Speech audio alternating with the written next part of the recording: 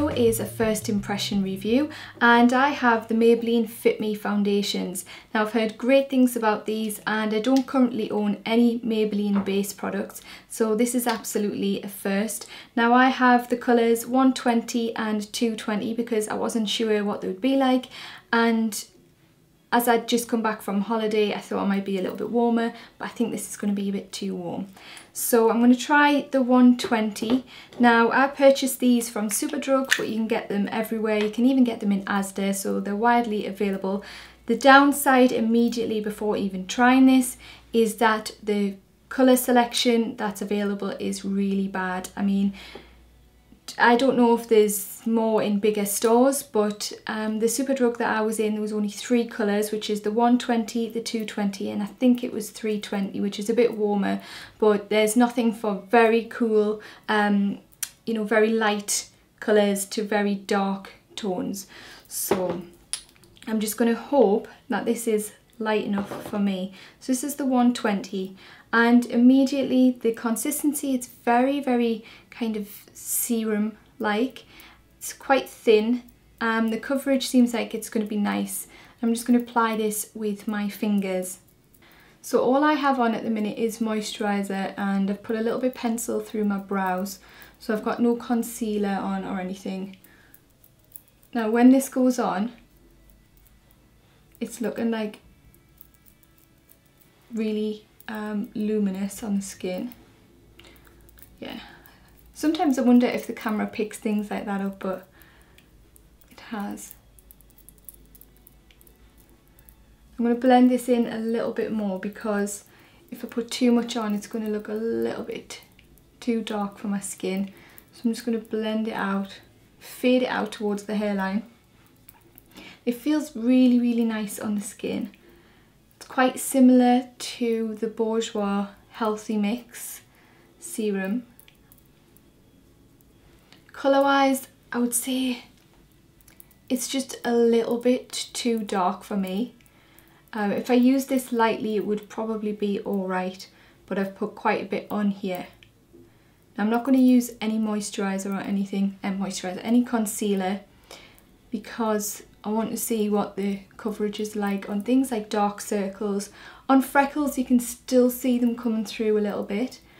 I have scars around here, which you can still see a touch, and it's actually covered some blemishes that I had quite well. I'm really impressed with how it makes the skin look. It doesn't sit unnaturally on the skin. It doesn't look like cakey or heavy at all. It looks like skin, but it's made me look a little bit more tanned than what I was, which isn't necessarily a bad thing because there's not a huge difference. I mean, you can see by my hand there, there's not a huge difference in colour, so it's not too bad. I don't generally use, well, I don't ever use foundation to make me look more tanned, but this just adds a nice bit of warmth to the skin.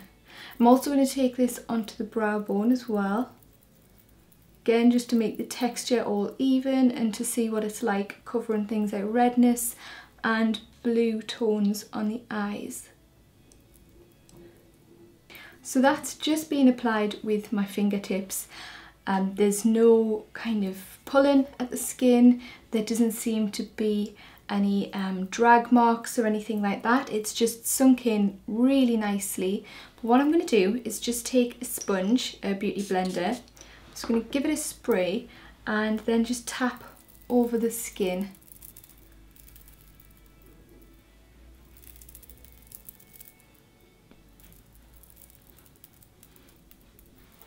Now, as you can see, it doesn't actually look too bad under the eyes. It doesn't look like I'm going to have to put a load of concealer on, which I usually have to do. And also the blemishes that I have on my chin and my nose, they're not very visible, which is a great thing. So I'm very happy with this foundation so far. I dread to think what this colour would look like on me though, so 220 is definitely too dark for me. What I'm going to do now is the rest of my face, but minus any base products. So I'm not going to use any blusher, any concealer, any powder. I'm just going to leave it as it is and then see how I get on with it. At the moment it doesn't feel tacky how some foundations do, especially liquid. It doesn't feel like that at all. It just feels like I've moisturised my skin and it's been, you know, on there for a little while. So it feels dewy, but it doesn't feel sticky. So I'm going to get on now with the rest of the face. So I've done the rest of my makeup. I thought I'd give you a rundown of what I've used because I'll probably get asked and I usually forget. So let me talk about the eyes first. So I've used the pen eyeliner liquid liner by Terry, which I love. Then for the mascara, I've used 2 coats of Max Factor's Excess Volume. It's a 2-step mascara, but I only ever use step 1 because I'm too lazy when it comes to taking off my mascara, and when you put the lacquer coat on, it just takes forever to get it off, so I only use step 1. Then for the lips, I used Makeup Atelier Beige Rose Lip Lacquer in RW07 Beige Rose, which is a really nice product. It's the perfect kind of nudie pink shade. And then to line the lips, I've used MAC Soar Pencil, which is a lovely combination for the two. I haven't used anything else. As I say, I'd already done my brows. I just used a touch more brow pencil. No concealer, no powder, no blusher, no contour, because this is all about how the foundation feels on its own. Now, I definitely think that I would need to conceal under the eyes. It's done a great job, don't get me wrong, but I still feel like I look a little bit tired here. So although it has concealed the little blue veins that I can get, because I've got very thin skin, like almost translucent, so you can see all my little veins, and it's covered that very, very well. It still looks natural, which I love, and it looks healthy and gives the skin a lovely glow. Other than that, I think I would leave it as it is, maybe add a little bit of contour and definitely powder throughout the day, because you do get a lot of shine. It's welcoming because I do like that finish of a foundation where the skin just looks so glowy and healthy. But down the centre panel it can look a little bit oily, so powder is needed. So overall, Maybelline Fit Me foundation, I am shade 120 and I'd recommend it.